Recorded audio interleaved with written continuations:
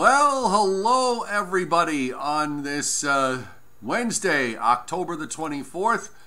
Welcome to my YouTube channel. I'm meteorologist Joe Chaffee. Thanks for being here. I see we've got a nice crowd already building, and you can see by the boxes tonight that we've got a somewhat busy evening. Actually, the tropics are indicating out in the Atlantic that something may try to develop. We'll get to that a bit later.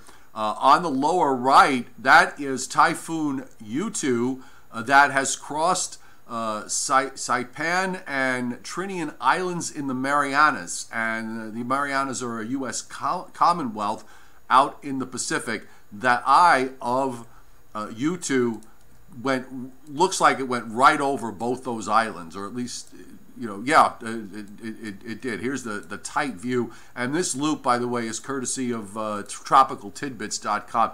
It's an absolute buzzsaw here. Winds of 150 knots, so top winds are at 175 miles an hour. And the lowest pressure, 904 millibars. So this island took a direct hit. I was looking for some news and information, Googled around a little bit, and really could not find anything. There's a little bit of information, but not much. And there was actually a live camera that I happened to stumble upon, but you couldn't really see anything because it was raining so darn hard. So they're taking a direct hit from this. And William Uber, you asked if that's going to have any kind of impact. And in terms of the long-term pattern overall, I don't think so. I took a look at the models out in the Pacific, and we'll bring up the European front and center here. And you can see the entire Pacific Ocean. I'll try to make it a bit bigger. And okay, so you've got Yutu, which is I'm gonna back it up. Let me just start with the first frame here, and looking at the upper air, so you can actually see it in its formative stages. It's that tight little circle on the lower left, moves right over the Marinana Islands, and there's a deep trough approaching Japan, which it kind of misses. It looks like at least on the GFS, it misses this. On the European, it does get picked up and absorbed, but I don't really see it.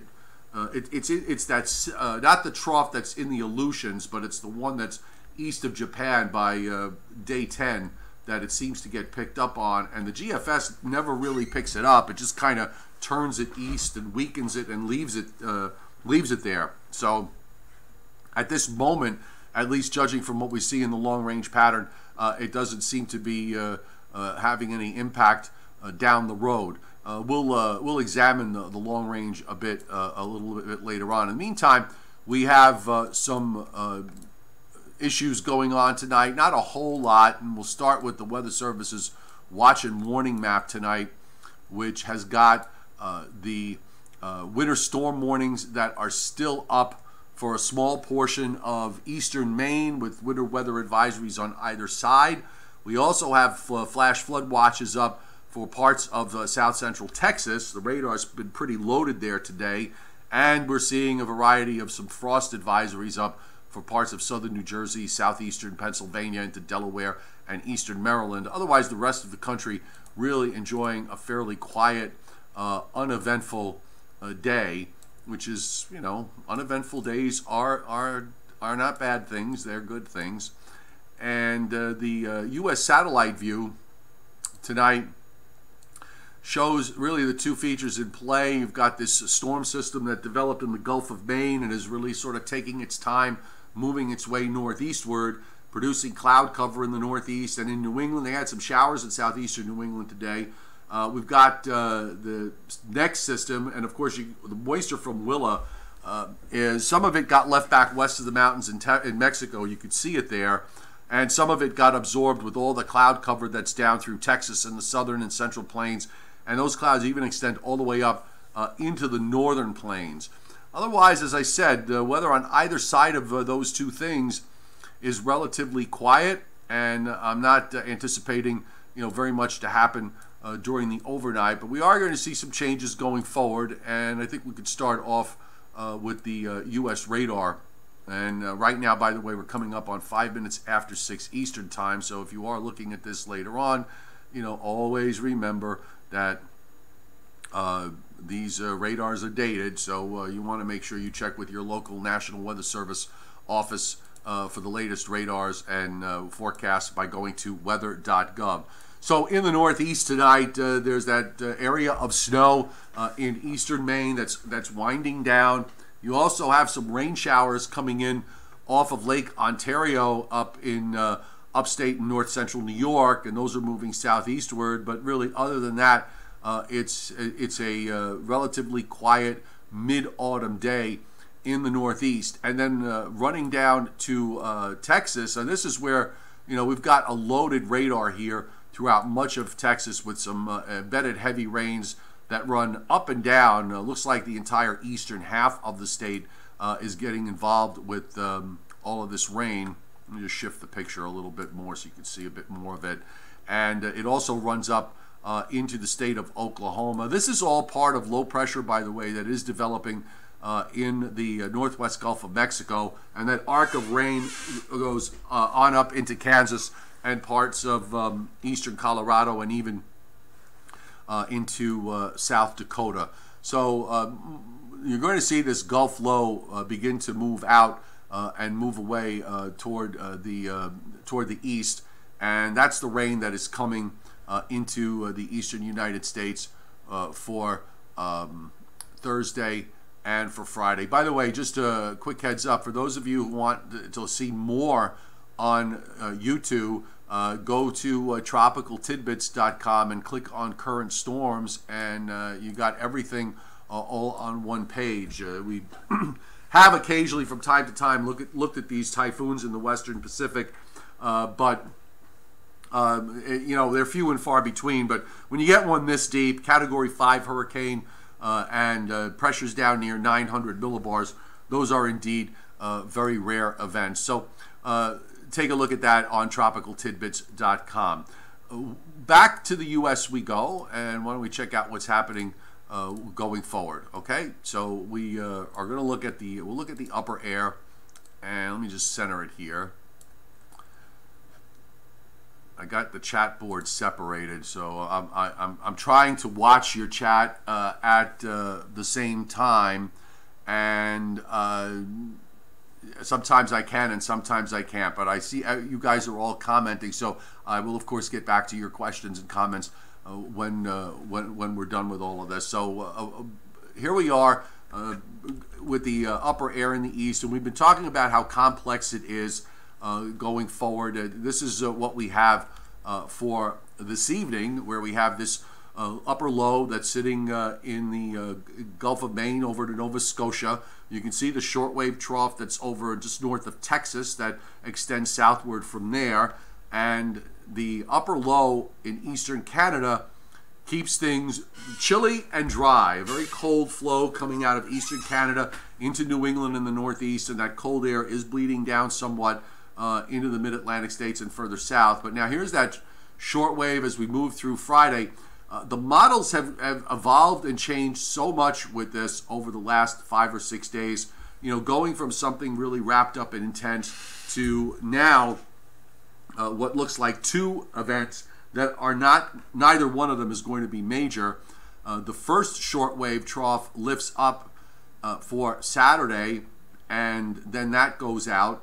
And then we have another one right behind it. This is one that's up in the northern plains. This is Saturday evening, that dives southeastward and swings around. Now, notice, by the way, the pivoting action here occurs right near the coast. So the trough is going to be swinging and possibly going negative after it goes offshore. But that means that if anything does intensify out of this, it will likely be too far out to cause any major impacts. But I still think there'll probably be a chance for some rain here for later Monday into Tuesday. But first things first is our system for Saturday. Meanwhile, by the way, for those of you out in the west, you got this big ridge building in the western states, so that at least keeps things quiet for you.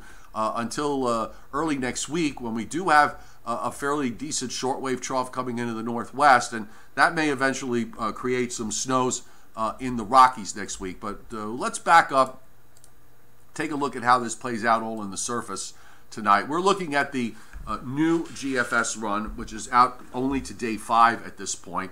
So the Gulf system is really the only thing in play. That low moves along to the northeast Thursday and Friday. You start to spread rain up through Georgia and the Carolinas on Friday. And by Friday evening, the leading edge of the rain is central New Jersey, the southern half of Pennsylvania. You've got a low sitting right along Cape Hatteras, North Carolina.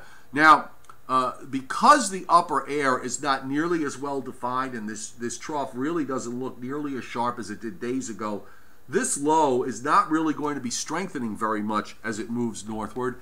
And in fact, it's possible that it may just peak in intensity and then start to weaken. We really haven't seen too much change in the overall trend of the weather models today. It's pretty much the same now from run to run. Minor changes, but nothing too crazy. It looks like the GFS is caught up with the faster European NAM model solution that was put on the table the last couple of days. So the rain comes in Friday night. We have a 97 low sitting in Delaware Bay Saturday morning. Fairly tight pressure gradient over New Jersey and southern New England.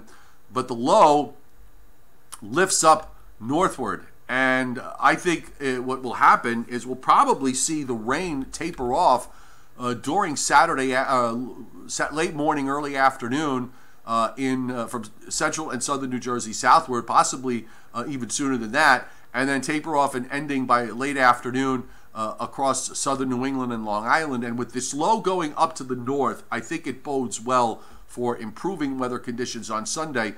And now you can see the next system moving into Indiana and diving southeastward. This particular run has it much weaker than the prior run. Again, because of the fact that the trough axis is almost on the coast when it begins pivoting around, it looks like the models are doing much less with it, in which case, you wonder whether you'll get a period of rain where the day run produced maybe another 1/2 to 3/4 of an inch of rain late Monday into Monday night, early Tuesday.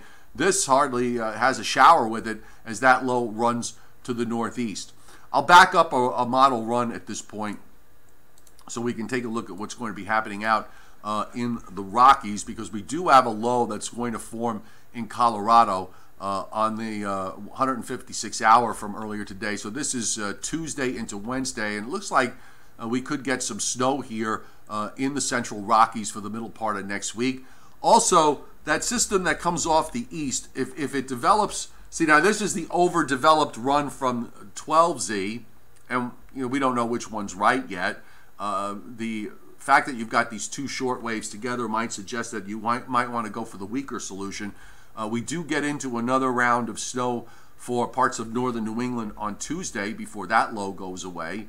And beyond that, as far as the long term is concerned, I think it just kind of looks like typical late October, early November weather. Next weekend looks like some kind of low being generated, moving up along the Appalachians. Don't see anything really too outrageous or too big going into the beginning parts of the month of November. The upper air, we'll backtrack here.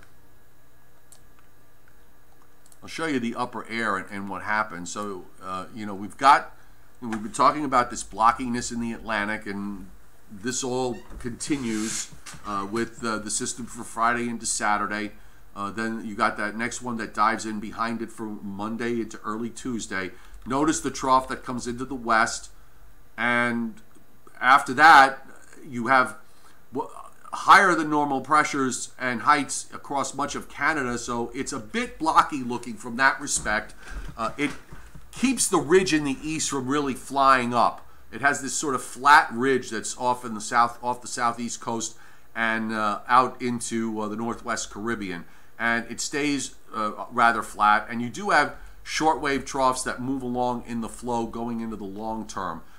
To me, it kind of looks like an upper air in some sort of transitional phase, whether it pans out or not. It's also pretty interesting to see how the models keep changing from day to day in the long range, which is something I always emphasize with you, is the fact that you got to be really careful when you start looking past the 6th or 7th day when it comes to the upper air. So I think the best way to describe this, in my view, is to look at this in terms of the fact that we're going into a period now where the weather model, the pattern, the atmosphere is trying to figure out what it wants to do and where it wants to go as we get closer and closer to the winter season. So I'm thinking we're going to see a lot of chess pieces being moved around during the first couple of weeks of November, and we could wind up with a lot of different things going on weather-wise. I'm going to bring up the satellite loop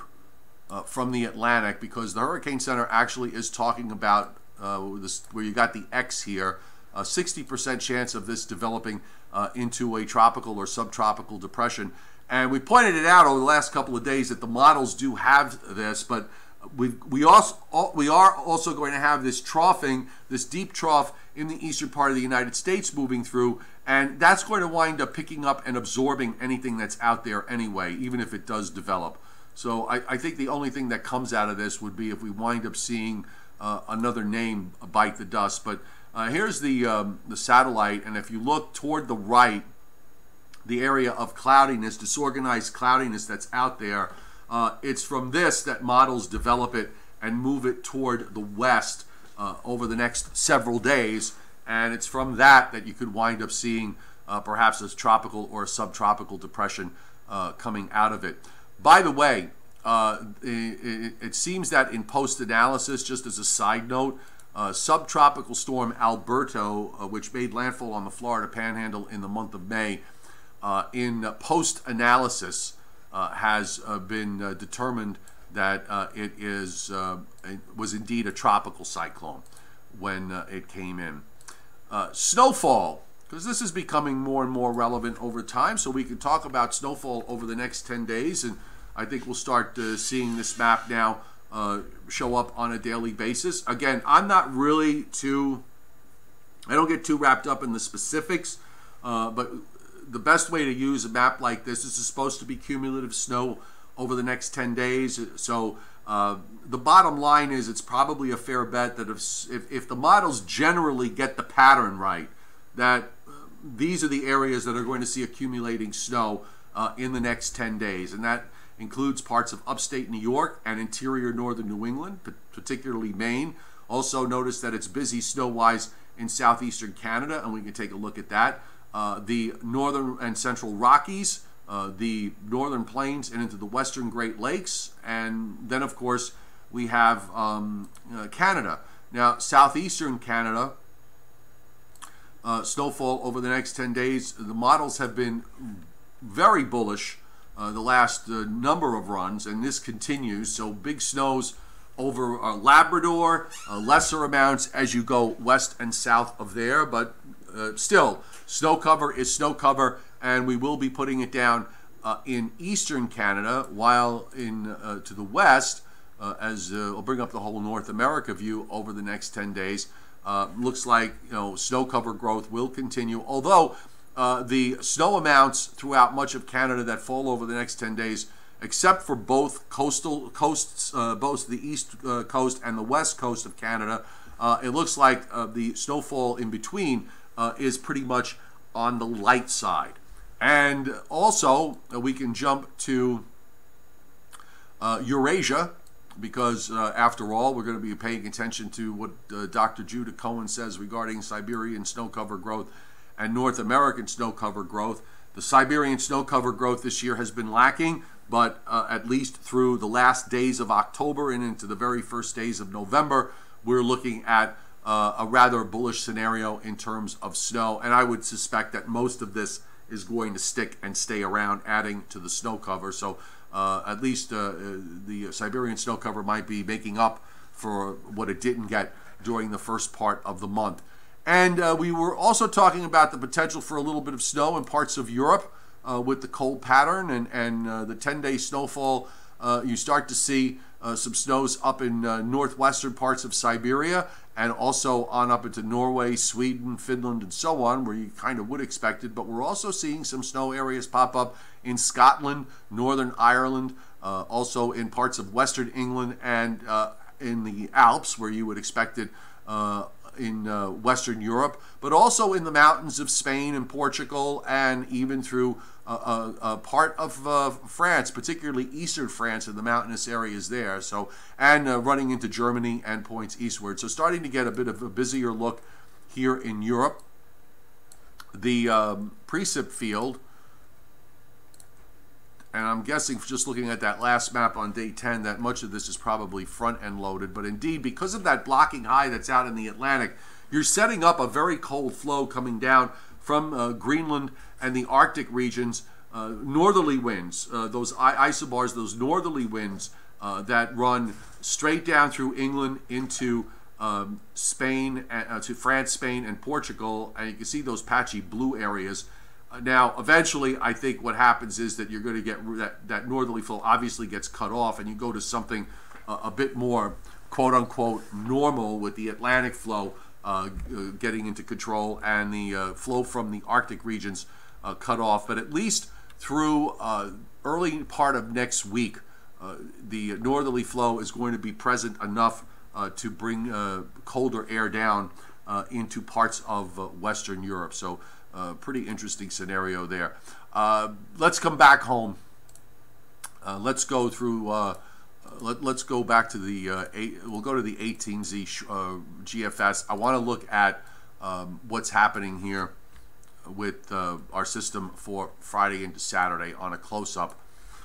So there's your low. Here's where the gradient starts to get tight. So it's really Friday night. It's about 12 hours worth. So figure, Friday night into Saturday morning before the gradient starts relaxing. The fact that we're not having prolonged northeast winds here for days going into this is a really good thing, because we've got a full moon tonight. Tides are going to be high through Friday. They're going to start to come down a little bit on Saturday. The one high tide cycle that I might be a little concerned with coastal flooding will be the one during late Friday night, early Saturday morning from New Jersey to southern New England. After that, I think the high tide cycles are not going to have a problem, because it's at that, the morning high tide there is coming with the tight gradient and the easterly winds. But again, it's not as if we're going to have northeast or east-southeast winds for 24 to 36 hours ahead of this. It's literally going to set up very, very quickly and then break down very, very quickly. So it's an 8 to 12 hour time frame. I mean, if you want to kind of, in terms of a nor'easter, I guess, honestly, I mean, it might be a stretch to call it moderate. It would probably be a little bit less than that. There certainly might be gales. There certainly will be gales. There might be some gusts along the immediate coast to about briefly to 40 or 50 miles an hour. But the models have continually grown less bullish over the last 2 days with respect to this. Rainfall-wise, I'm thinking it'll be on the order of maybe a 1 to 2 inch rainfall, perhaps some areas a bit higher than that. You can see on the GFS model, and the other models are not too different, with rainfall amounts generally on the order of 1 to 2 inches. That would be pretty typical of a system like this. So this is a good example of why you can't jump off the deep end when you see these models generate these big events with big lows days and days ahead of time, because the upper air just changed so much. And the teleconnections, by the way, also got tepid. By the way, if you look on the lower right on the GFS, it seems, let me make sure you can see it, and you can, that little low that peaks in there, that is probably, that's that system that the Hurricane Center is watching. And it could very well develop into a tropical storm, but you notice it recurves and just gets picked up and absorbed, and then we're done. So early look at Halloween, by the way, which is not one of my favorite days. Looks like we'll get a shot of chilly air next Tuesday. Halloween looks like a pretty decent day. No rain for much of the eastern part of the United States. And here's your next cold front that's running into the western Great Lakes, down into the middle Mississippi Valley and beyond. So I guess in summary, we're looking at, as I said, nothing extraordinary. Just kind of rolling with the flow here as far as the weather's concerned over the next couple of days, and keeping, this is, again, I always treat this time of year as, it's a transitional period as we move into the middle of autumn. Looks like the summer pattern that we had that extended into the beginning of the month of October obviously is done, and we are going to continue to see weather systems come through every couple of days. The pattern doesn't look overly blocky in the long term for now, but of course that could wind up changing later in the month of November. It's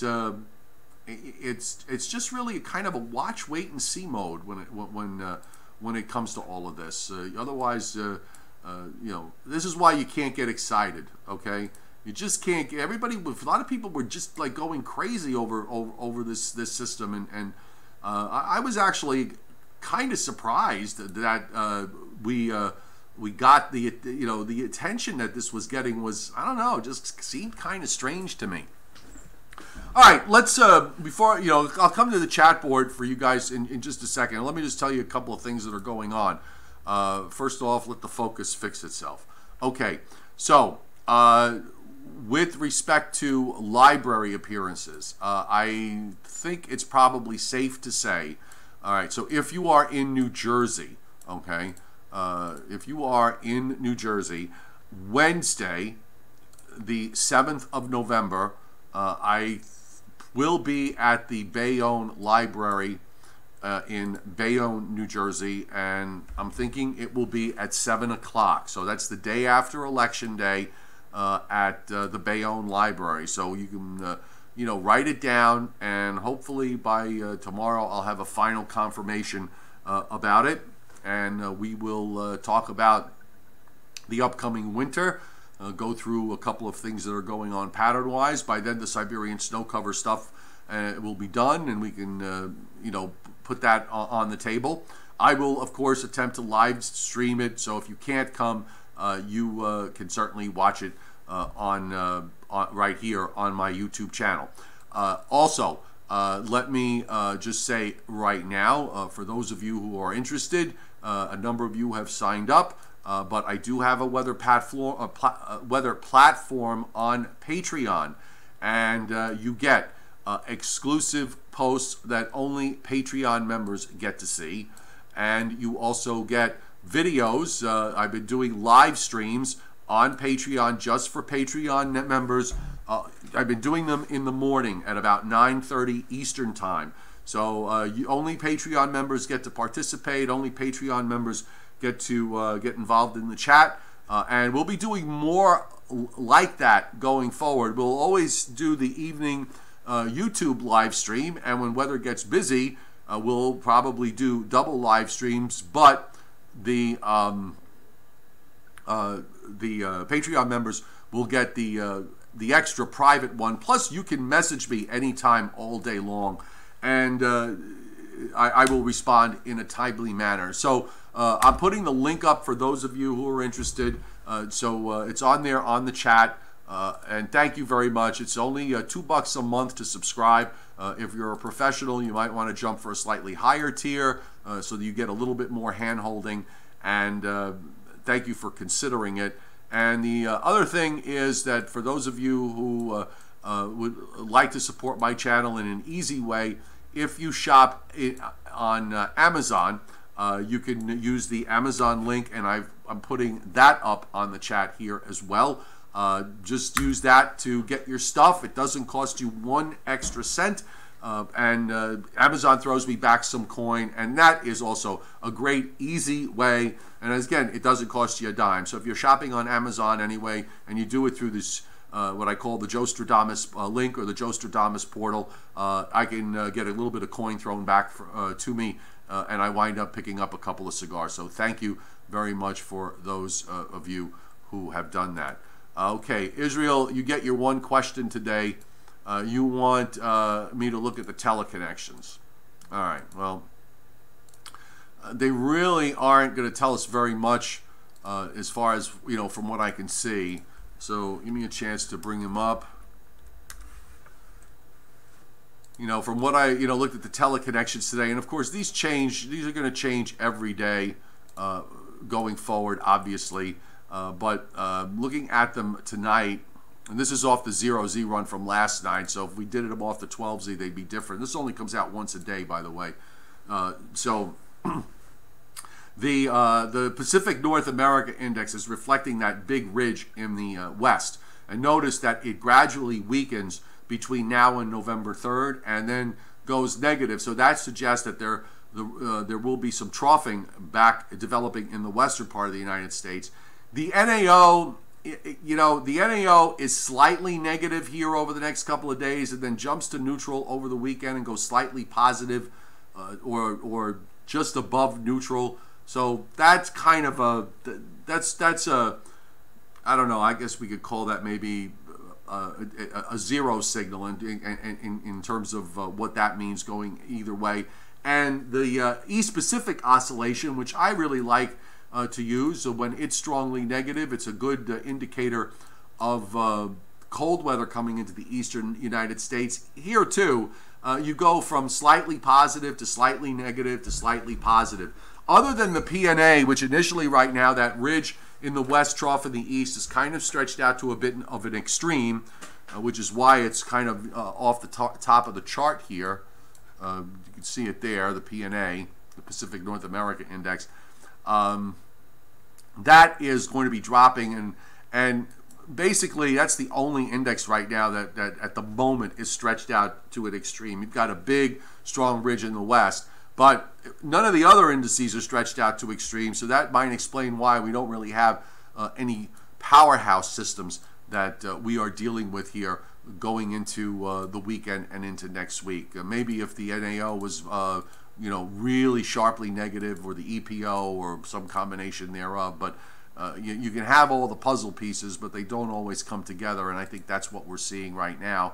The puzzle pieces just aren't there for anything really major.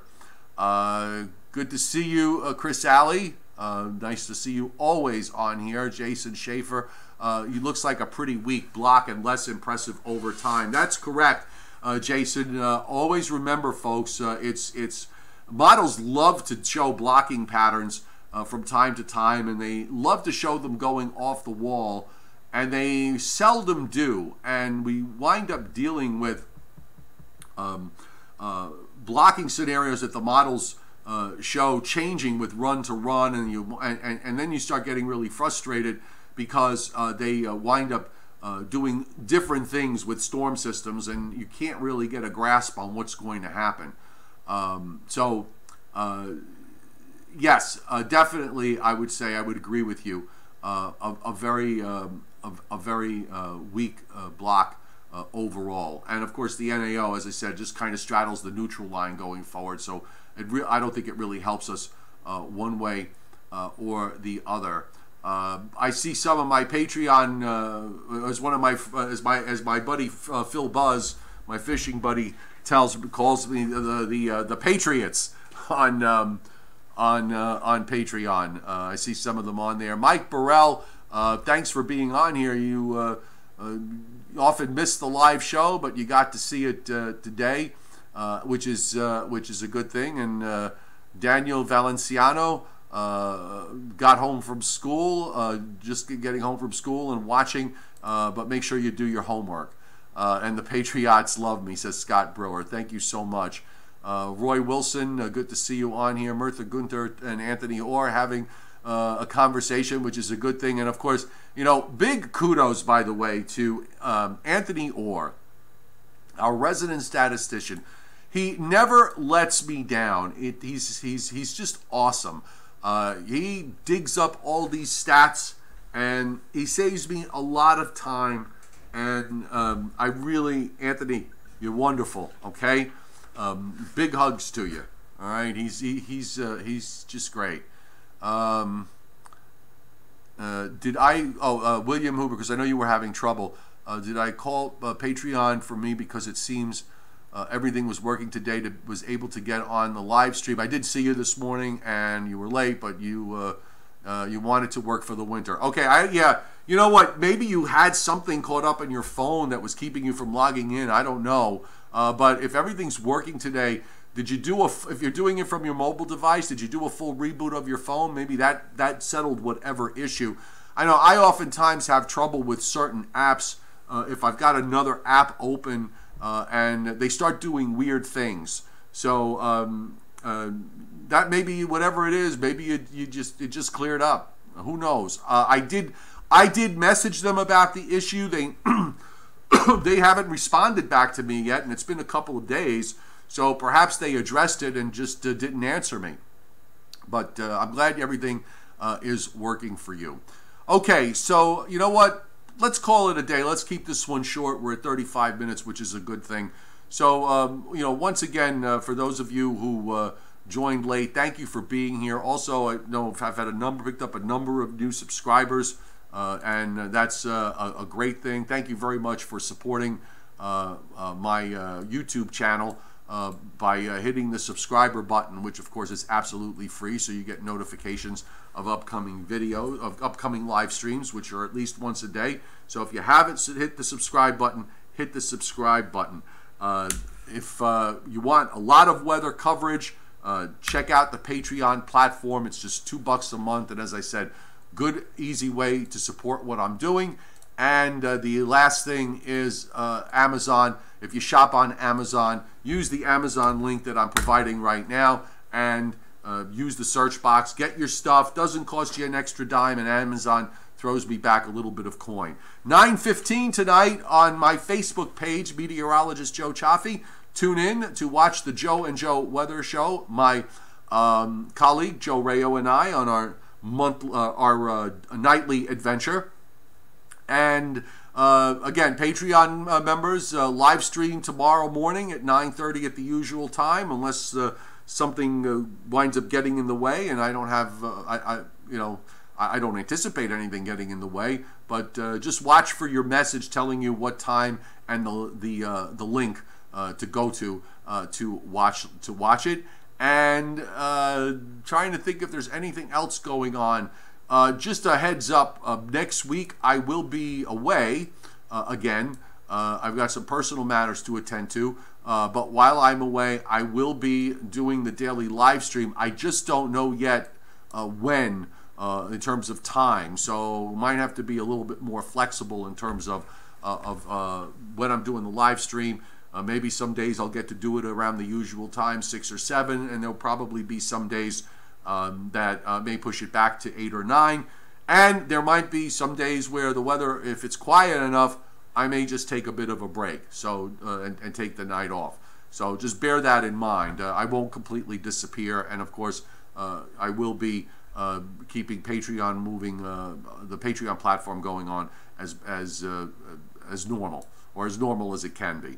Okay, have a great evening, everybody. Thanks for being here, and we'll see you.